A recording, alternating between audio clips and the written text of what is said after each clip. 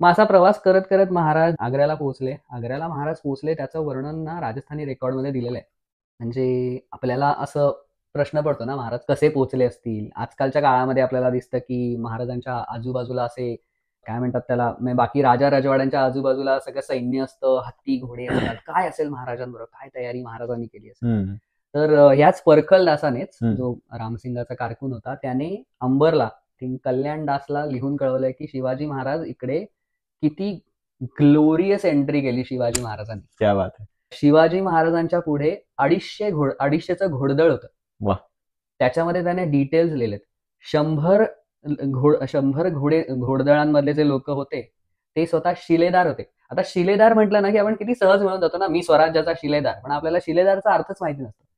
शिलेदार म्हणजे ते की ज्यांचे स्वतःच्या मालकीचे घोडे असतात, त्यांना शिलेदार म्हणतात. पदावर मोठा माणूस. येस, म्हणजे त्यांना गव्हर्नमेंट कडनं घोडेदळ दिलं जात नाही, त्यांचे स्वतःचे घोडे असतात. तो त्या 250 मधले 100 लोक हे शिलेदार होते आणि 150 लोक हे बार्गी म्हणजे त्यांना गव्हर्नमेंट कडनं घोडे मिळतात. तो असं 250चं घोडदळ होतं.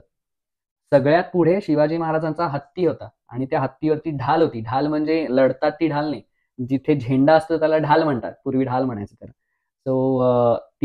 तो झेंडा, ध्वज त्या हत्तीवरती होता. म्हणजे हत्तीने सुरुवात, कारण हत्तीला शुभ लक्षणी म्हटलं जातं. त्याच्या मागे हे 250चं घोडदळ.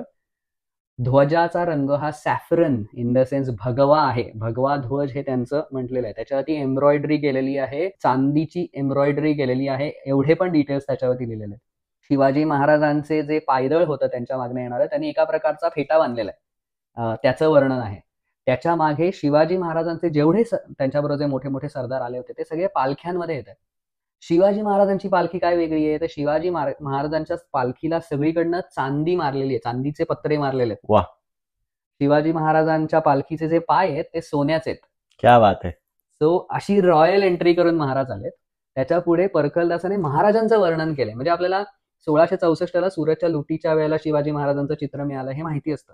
त्याच्यातनं आपण शिवाजी महाराजांना पाहून इमॅजिन तर करूच शकतो, पण इमॅजिन करण्यापेक्षा त्या परखलदासाने महाराजांचं वर्णन केलं. काय होतं ते, की शिवाजी महाराज सगळ्यात पहिली गोष्ट म्हणजे दिसायला अतिशय हँडसम हा शब्द मी त्याने त्याच्या डिंगल मध्ये वापरला. डिंगल हा राजस्थानी डायलेक्ट आहे, त्याच्यात वापरला आणि तो म्हणतो की महाराज हे दिसायला प्रचंड गोरे होते. आजकाल काही इतिहासकार किंवा अभ्यासक सांगतात महाराज सावळे काळे, अजिबात नाही. महाराज हे दिसायला गोरे होते, त्यांनी दाढी ठेवलेली आहे. आणि त्याच्या पुढचं वाक्य परखलदासाचं आहे ना, ते आपल्याला एका राजस्थानी माणसाने लिहिलंय म्हणून नक्कीच खरं मानायला पाहिजे. तुला मला विचारलं तर आपण सांगू की यार शिवाजी महाराज ना, यार दिसता क्षणी वाटतं यार काय भारी माणूस आहे, बरोबर, कारण आपण मराठी आहोत, आपल्याला अभिमान आहे त्या शिवाजी महाराजांचा. एक राजस्थानी माणूस लिहितो की न विचारताच ह्या माणसाच्या चेहऱ्यावरून आणि त्याच्या वागणुकीतनं कळून येतं की हा कुणाचा तरी मोठा नेता आहे. हे एका राजस्थानी माणसाने म्हणणं की चेहऱ्यावरूनच हा माणूस नेता वाटतो, ही खूप मोठी गोष्ट आहे. अशा प्रकाराने महाराजांनी ती रॉयल एंट्री केली आणि महाराज त्याप्रमाणे आग्र्याला पोहोचले. किती सुंदर. तू आता जे वर्णन केलं म्हणजे माझ्या डोळ्यासमोर आता ते असं चित्र उभं झालं. सुंदर, खूपच छान.